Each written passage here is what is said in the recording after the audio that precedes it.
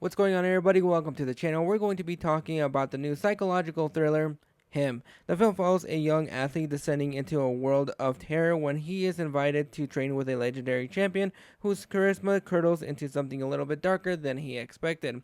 I have been really interested in this movie mostly because I believe that this is the first time that we've ever gotten like a psychological thriller in the world of football, and I'm not really big on sports. However, whenever there is a sports movie, I do enjoy seeing those, especially those that are based on true stories.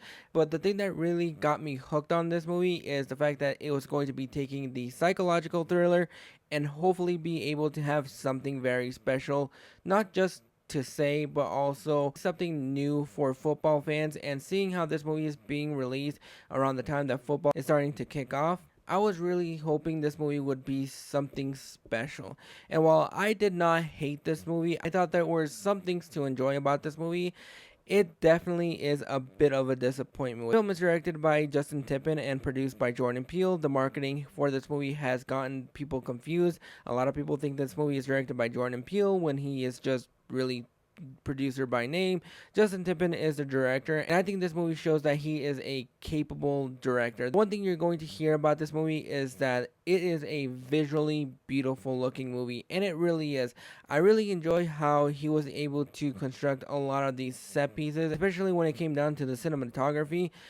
A lot of the shots from beginning to end are really well done and really brings you into this world. That is something that drew me in immediately and something that I was really looking forward to being explored further on. The way that he positions a lot of the shots in the movie, especially when it came down to the lighting and the construction of it all, it is a visually beautiful movie, and I think that is the one thing that a lot of people are probably going to be agreeing.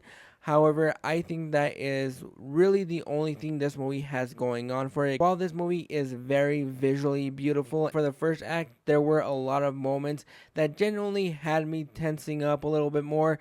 There were some effective jump scares that I thought were well done and well placed, especially at the beginning of the film. Starting to get to know this character that we're following and what he is aspiring to do. This movie is mostly style over substance, and I kind of wish it really wasn't, because I think there is a lot to say, especially when it comes down to what the general all theme of this movie is. You can easily see what the metaphors and what it was trying to say from just watching the trailers. This kind of is a cautionary tale of what you're willing to do to get that level of success, that level of fame, and all the hardships that you have to do in order for you to succeed and get that fame. A lot of that metaphor you're probably just going to immediately pick on, and that's exactly what this movie is pretty much is.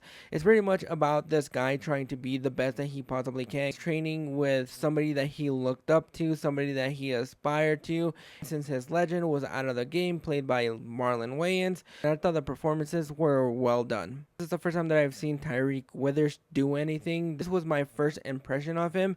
I thought he handled the material as well as probably anybody else could. This movie is resting on his shoulders to carry it alongside Marlon Wayans, and he does carry the movie on his shoulders. A lot of the moments are on him and depending on him to bring that kind of veracity, that kind of anger, confusion. He doesn't really know exactly what's going on. He just wants to prove to his idol he got what it takes in order for him to be the champion, to be the GOAT. And while you don't really get to know this character as well as you should, I thought the way that he was handled was okay. There was enough there for me to kind of care about him, but at the same time, I kind of wish they put a little bit more meat to his character. Marlon Wayans is a retired vet, and his performance almost took me out of the film because it just felt like he was hamming it up so much. It was borderline cartoonish, and I wasn't sure if I was supposed to be taking that character as seriously as I should have been, because I was really hoping that he would be able to channel the same character he did in Requiem for a Dream, because it kind of felt like he was kind of giving those vibes off a little bit, and it just almost took me out a little bit. He felt a little bit overly expressive, and it just really almost took me out of the movie. The thing that saved this movie from being a borderline unwatchable film is the fact that it is a visually beautiful movie, and there are enough in there that really draws your attention, and there is a lot of abstract art in this movie that I just felt could have used a little bit more punched up in the script, especially with the dialogue and really what the overall story for this movie is. It's really hard to pinpoint exactly where the story begins and where the story ends, because you really don't get a lot of the story in here. It's just mainly relying on the visuals, and the visuals are great. I just kind of wish it did a little bit more with the story and had a little bit more of that instead of being more style over substance. Overall, this is a movie that I think if you are a football fan, I think it's going to be geared more towards you. As for somebody like me that isn't really into sports and is just going in it for the horror thriller aspect of it all, it did leave me disappointed. There are images in here that are going to be stuck in my head a little bit, and the score is great.